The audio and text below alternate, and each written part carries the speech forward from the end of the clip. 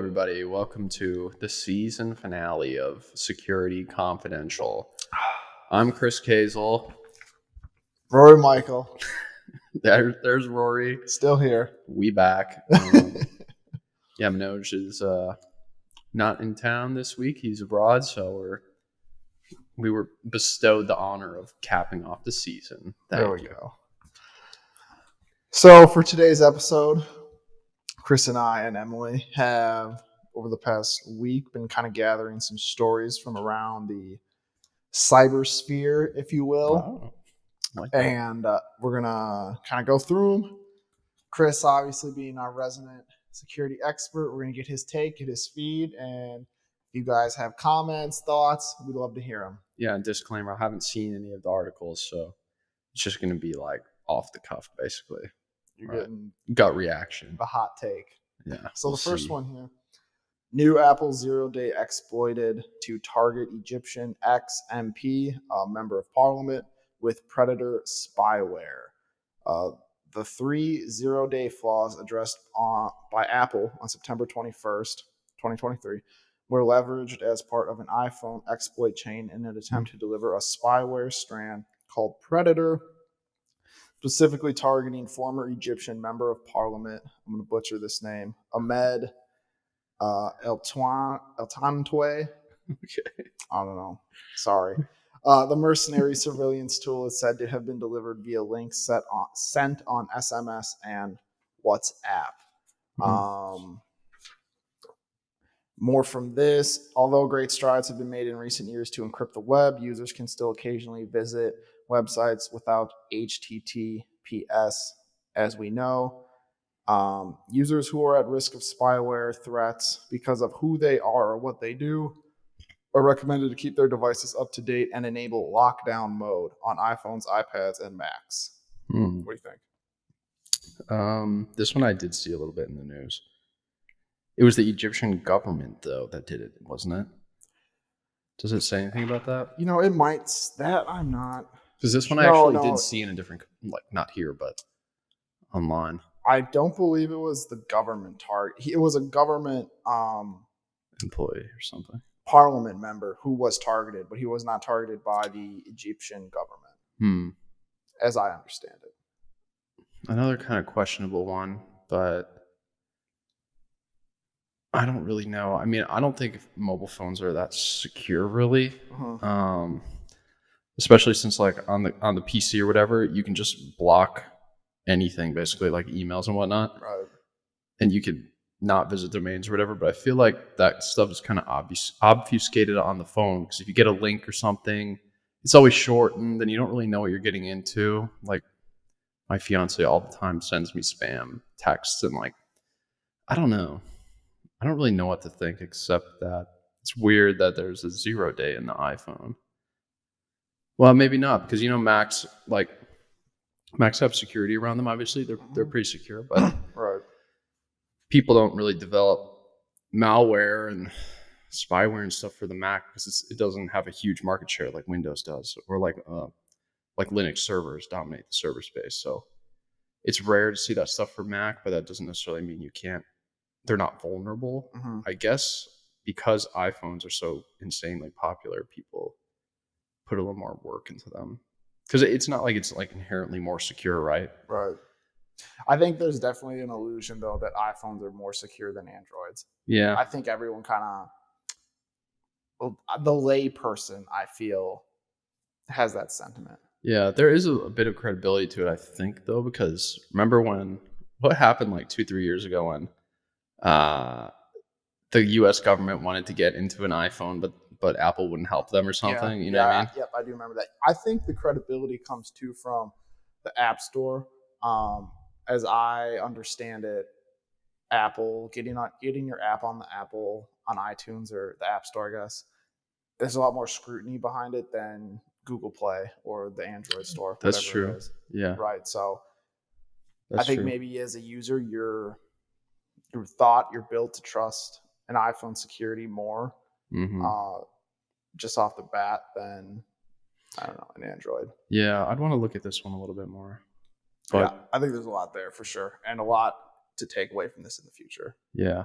The modern Apple operating systems are built on a really secure OS called OpenBSD, though. I don't really know iPhones that well, truthfully. I have one, but I've never had one before, so I've never really looked at it. Hard to say. Still weird though that a Parliament member, because when I was looking at it online, it said that somebody had put some kind of like man in the middle thing on a cell tower. Yeah. And that like the Egyptian government controlled it. So we should have Jamie pull that up, but it was like the way I read it when I read the article was that the government was trying to nail this guy, the MP or the Parliament member. So it was like an inside job kind of thing. Okay. But I don't really recall. Maybe we post a link or something. We'll have to link that one and then reread it for ourselves as well as you guys can take a look at it. Yeah, I'm going to look it up after. Tell us what you think. All right, next one. So the title or the headline from this is, "We believe PDD is a dying fraudulent company and its shopping app," I'm going to call it TEMU, "is cleverly hidden spyware that poses an urgent security threat to U.S. national interest." Okay, so the TEMU App software has the full array of characteristics of the most aggressive forms of malware spyware. So this was all done by Grizzly Reports, and from them, we have engaged numerous independent data security experts to decompile and analyze TEMU's code, integrated with experts of our own staff and analysts who have written independently in the public domain. Contributing to the danger of the mass data exfiltration is the fast uptake rate of TEMU's app. Over 100 million app downloads in the last 9 months, all in US and Europe. Key point here is that TEMU is not offered in China. So TEMU, and then their parent company is estimated to be losing $30 per order. Its ad spending and shopping costs 1 to 2 weeks from China, expedited to the US, are astronomical. So kind of really the thought process around here is that, how are they still profitable?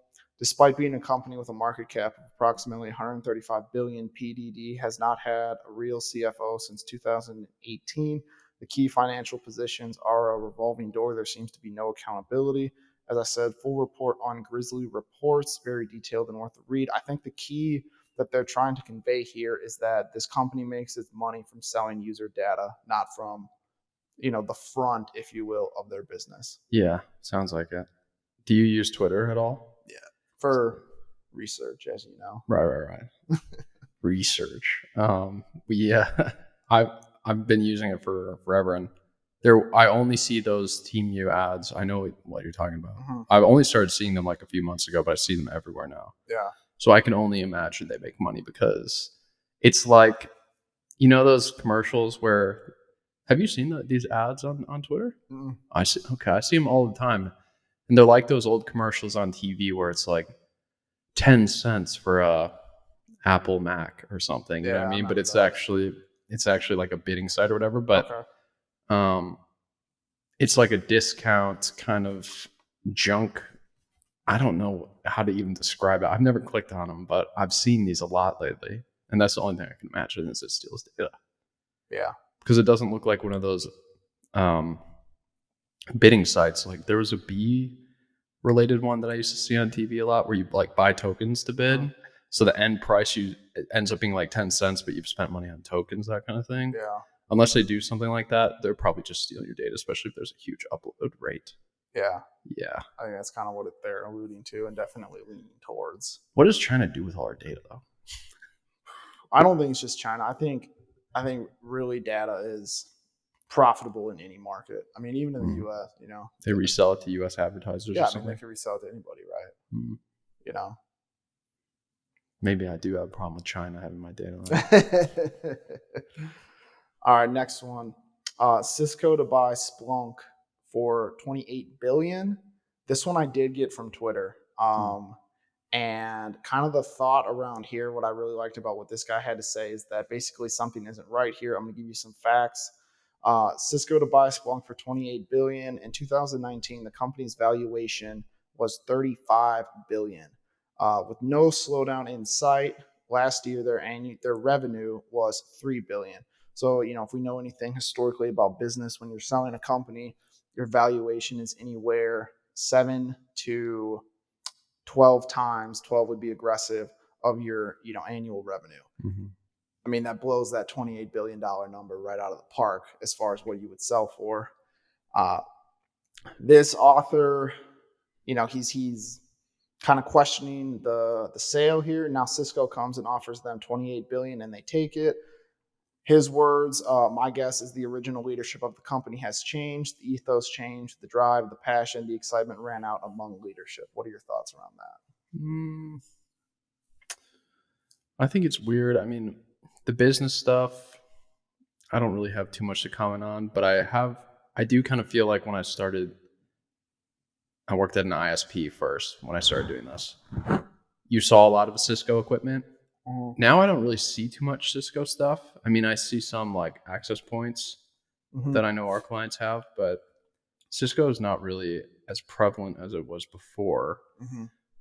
And the only thing that this reminds me of is a couple other companies keep acquiring tons of random things like Kaseya. I've been seeing these like ConnectWise. They're acquiring all these random companies, and what I don't like about when that happens is it's a giant megacorp, right? Mm-hmm. They're not really maintaining the products that they acquire, right? So they're more after just the customers. Yeah, or they'll take it and they'll roll it into some kind of subscription. It's not really. It's about like burning something out until it dies. Maybe Splunk has some kind of trend predicted that they're so not how going do to you make think it. how do you think this affects Splunk users long term? Do you think we're going to see more people jumping on the Splunk wagon, or do you think we're going to see more users looking for a different product in that market? I think Cisco has a lot of credibility among older generations of IT professionals, not so much with newer people. So that's either a plus or a minus. I'm not really sure. I think Splunk is at a price point where it's hard to justify for some people. Yeah, it's definitely top of the market. Enterprise, Fortune 500 up there. Yeah. So if you're not in that boat, you're probably not looking at it. Right. That's their clientele, right? But maybe that's all consumed and they have nowhere to go now because storage is too expensive. I mean, well, we'll have to see. I personally think this is really going to open up the market for some other companies who have been competing against Splunk to get their foot in the door at places who, were went with Splunk because of its use case, its technology, and now that they've been wrapped up into Cisco, maybe they don't want that box anymore. Yeah. It does have a lot of nice integrations that you can't find with certain other platforms, but it's very expensive. Like you said, it's like really the designer sim. I don't know how to describe it. You know what I mean? It's the Rolls Royce of the products out there. Yeah, the Gucci. All right, next one. And before we move on I did want to mention our bourbon today. Oh yeah. We Bring have it into focus. Booker's.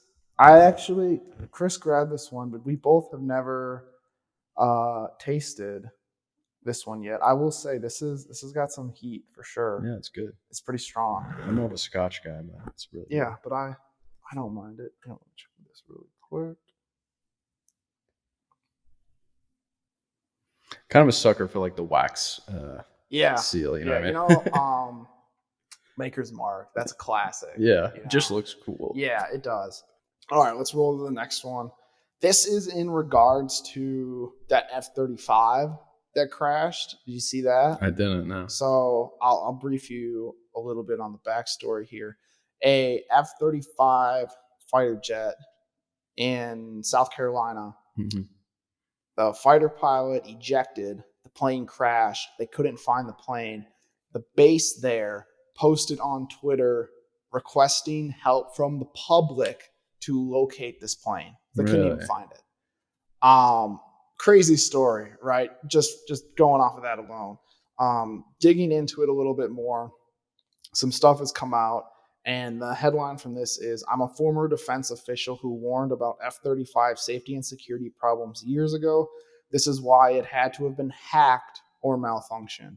So a former Marine who's now working as a defense watchdog authored a report in 2019 warning that the Department of Defense's most expensive weapons system is plagued with cybersecurity vulnerabilities. The same investigation of the DOT and Energy showed that a 26% fully Michigan-capable rate across the entire F-35 fleet, which may have impacted Sunday's incident. The technology in the jets is highly classified, but it operates on Lockheed Martin's Autonomic Logistics Information System. I think they also call it ALIS, ALIS. This is the backbone for the pilots. So digging into it a little further, I came across a report that Green Hills Software is who produces the Integrity 178B operating system that powers F-35s, F-22s, F-16s, and B-2s. It also powers the Airbus A380. It was also quite possibly leaked. Now you understand why the entire USMC, United States Marine Corps Air Fleet, has been grounded. And I did see after the incident, all of the Marine Corps' fleet essentially was grounded. This person goes on to state, I just want to state for the record that I have been warning the U.S. government about a potential leak in the Integrity 178B operating system through South America for literally over a year and a half now. Guess what OS powers the F-35? I'm sure you can guess. So, what do you think? Hack? Malfunction? I mean, like, hard to say. I feel like any computer on an airplane, I think it's unlikely anybody would have like a persistent connection to it. Mm-hmm. So, I mean, maybe it's not really my realm of expertise. I don't know how airplane software works, but if you have a persistent connection to something, I could see that happening. But while the plane is in the air, if somebody's like, okay, turn engine off now, it's not going to work like that. Yeah. You know what I mean? Yeah. But that doesn't mean while it's grounded or whatever, somebody couldn't. I don't know. It sounds unlikely, truthfully, just from the way. You think more? So you're thinking more malfunction. If I had to bet, yeah. I mean, anybody could come out and say like, "There's a vulnerability with this." Right. Hard to say. How much are those planes worth? Billions for one of them. Let me look at F-35. I don't know the exact number off the top of my head, but I know I want to say they're like, I don't even know, but I know there are a lot of planes. I know the entire F-35 project is estimated to run 1.7 trillion. 1.7 trillion, yeah, good. For the entire program. Good call. But yeah, I don't know the actual price of one plane, but it estimated to be 100 million. 100 million. I was off. You know, I feel like there's a lot of like points of failure in the software development, and somebody's patching the plane. I don't know how it works, but there's a lot of points of failure there. But 100 million is a lot to invest in a single entity. Yeah, a single asset like that. Yeah. It's hard to believe somebody would be warned of security vulnerabilities and not address them, especially if there's that much money wrapped up in it. You know what I mean? Yeah. Especially the U.S. government. Loves money. Yeah. I have a couple different thoughts on it. I think one, these planes are just way too expensive to be devoting this much energy, manpower, money towards a single endeavor. They're always being worked on. They're, even the ones that are functioning, as soon as they're done, tests flying around, whatever, they got to come back in, and you have multiple people working on them. Most of them being, DoD contractors, Lockheed Martin, the people who build the plane, who run the plane. Mm-hmm. I don't know. Are they really worth $100 million a plane? I don't know. That's tough to say. That's for the you price. to decide. Yeah, that's the price they're selling them for. But if you can't even find it when it crashes, we're basically back to World War II days. That is weird. Tracking down a plane. What happened to the pilot? They were alive. So what I read was that the plane malfunctioned or suffered a malfunction. He ejected, and then the plane crashed. But something I did note was that before he ejected, they said he either put the plane on autopilot or the plane was on autopilot. So that was the big thing as to the search. Initial estimates were that plane could have flown for 3+ hours based on its fuel in whatever direction it was going. Like if he was just steady with the horizon, it could have just kept going. When he ejected, because he had the plane on autopilot, theoretically with the fuel it had, it could have kept flying for 3 hours in whatever direction it was going. That's interesting, but I feel like you wouldn't eject unless you were headed downward. You know what I mean? Yeah, I don't know. That would be cool if it's just cruising for 3 hours. That's why I think, too, initially a lot of people were suspecting this is pretty far out there, that the plane was hacked, and when the guy ejected, the pilot ejected, someone was like controlling the plane to fly it back to them, which I think that's a little far-fetched. Yeah. I don't know that that's possible yet. I mean, that would take a lot of work. And like I said, you need some kind of persistent live connection to the plane. Yeah, to the computer on the plane. Right. But I do know a lot of planes are, even like commercial, like the Airbus, like you were talking about, they do have programs embedded in them that allow, like if something happens to the pilot or whatever, there's some kind of automatic landing stuff built into it. It does have that capability. Right. I just feel like it's unlikely. If I had to guess, I'd think somebody was just being stupid. Yeah. Well, we'll have to see. If another plane goes missing, gets hacked, yeah, we're on to something. If it's a problem, multiple F35s, then yeah. Right. All right, next one here. Now we're getting to the MGM.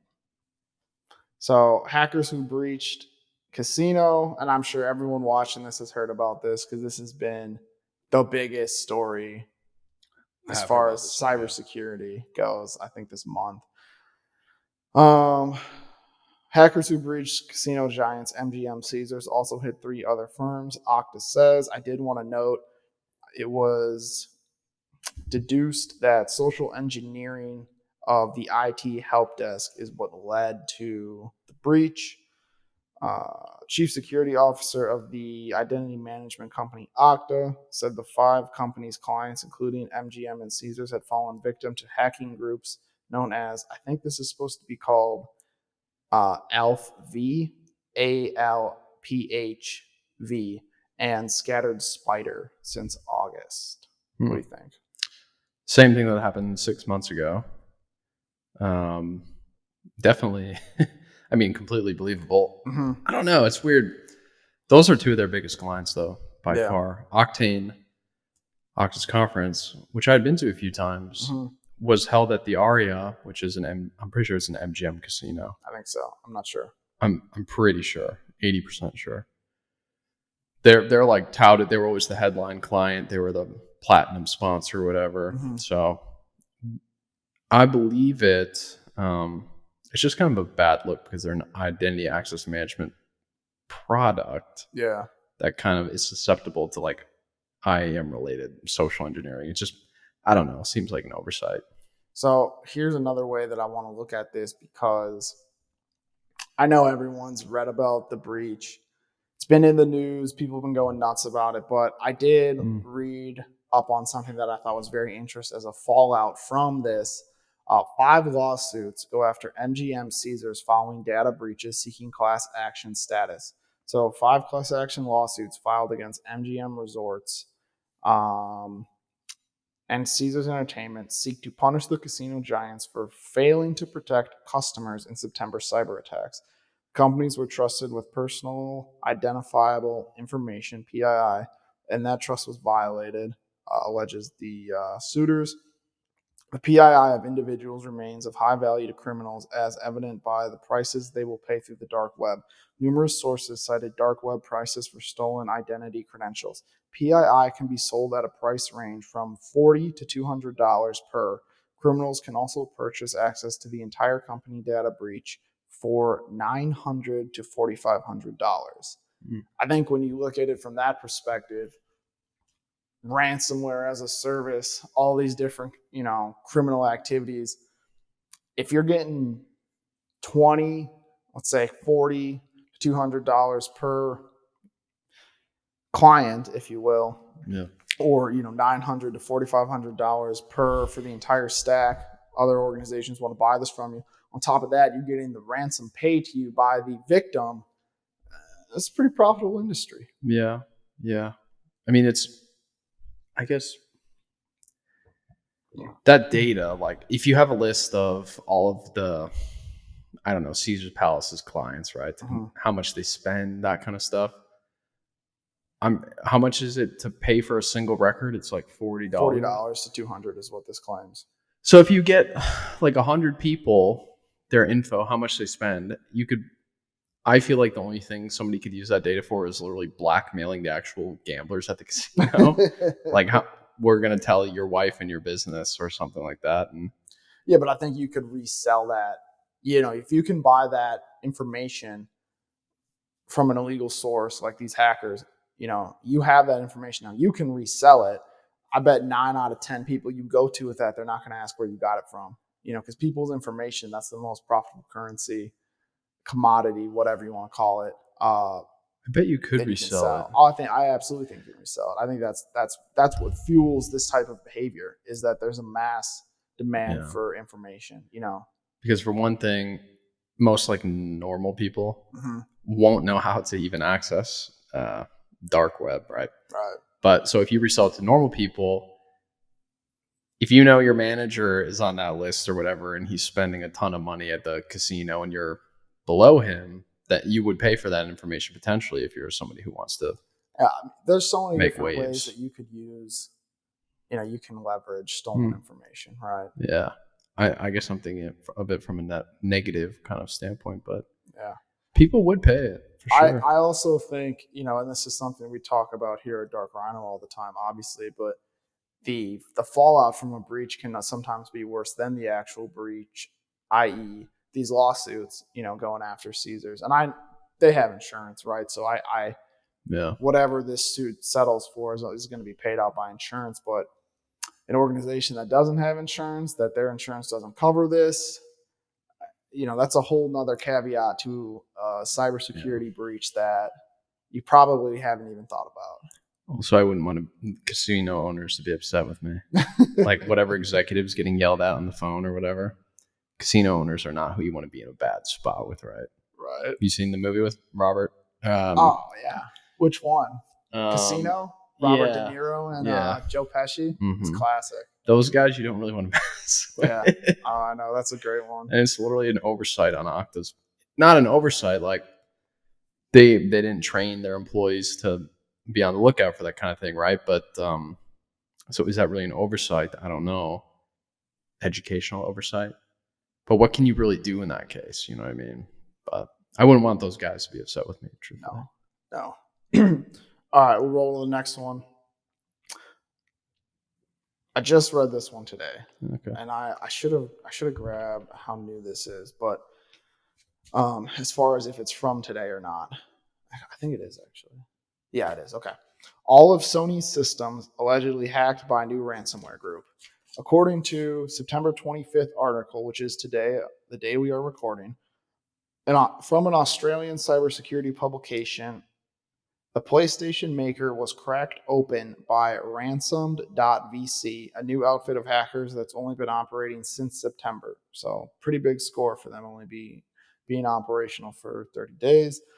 The hack allegedly unearthed screenshots of Sony's internal log in page and an internal PowerPoint presentation outlining test bench details, several Java files, and a document tree of the entire leak housing 6,000 files. Quotes from the ransomware group: "We have successfully compromised all of Sony's systems." Ransom.vc proclaimed, "We won't ransom them. We will sell the data due to Sony not wanting to pay. Data is for sale. We are selling it." End quote. Sony has not publicly commented on the breach or the nature of Ransom VC's impact on the company just yet. What do you got on that one? I think the problem with a company like Sony, they've been around for a long time, right? Yep. Anybody with legacy infrastructure is more at risk than like Dark Rhino is more modern, right? We don't have servers running on-prem. We don't have databases from the 80s, that kind of stuff. Completely believable, because a lot of those systems, it's part of their daily SOP. They can't update it. It would cause damage to the company if they do update it. So unfortunately, companies like that don't really have a defense against this kind of stuff, especially if somebody gets access to something they shouldn't have. I mean, I believe it. I don't know what you're necessarily going to do with Sony's internal files. I guess you have access to like payment card information from the PS4. I don't really know. Yeah, I'm not sure. So they like, do they have all my Fortnite transactions? You know what I mean? Apparently they have enough to where they're trying to sell it off. Because I guess what does it really matter if like a list of Sony employees is released? I mean, it's a violation of your privacy, but how does somebody make money off that? They claim to, say that they have information that is sellable. Someone wants it, customer information, whether that's employee information. I don't know. Yeah, I guess we'll have to wait till more comes out on it. But I feel like only people with like malicious intent would buy that kind of data, and that's the only thing that worries me about that sort of thing. Yeah, you know what I mean. Mm-hmm. Like, your neighbor works for Sony. Let me get his info, and he always he never mows his lawn, that kind of thing. Yeah, I think you go both ways too. I mean, if you look at just from the Sony store or whatever, you're gonna have addresses. If they did get a hold of that information, credit card information, addresses, phone numbers, names, that's all you need as far as selling people's information. Yeah, that's true. So, are they on the PS5 now? Who? Sony? Yeah, they're on the PS5. Yeah, that's been out.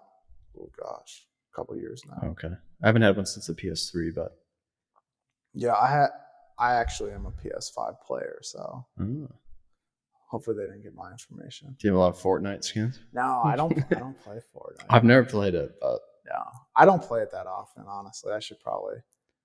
Well, I'm not going to sell it because I waited so long to get it, but I don't use it as much as I thought I would. But that kind of goes with everything I ever buy. Was that the last story, Roy? That was the last one, yeah.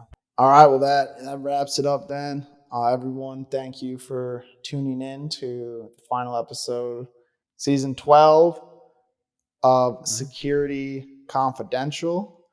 If you have any requests, any thoughts, any feedback, let us know for for season 13 of Security Confidential. If not, keep your eye out every day in October for cyber horror stories. Monday through Friday, every day, a different cyber horror story. We have some good ones.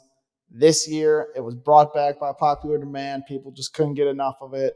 If you're watching this and you have a cyber horror story that happened at your company, at your house, whatever, let Dark Rhino know. We'd love to hear from you, and let's get just the craziest cyber horror stories we can. Yeah. We won't reveal your personal information. Nope. See you in the next one. Bye-bye.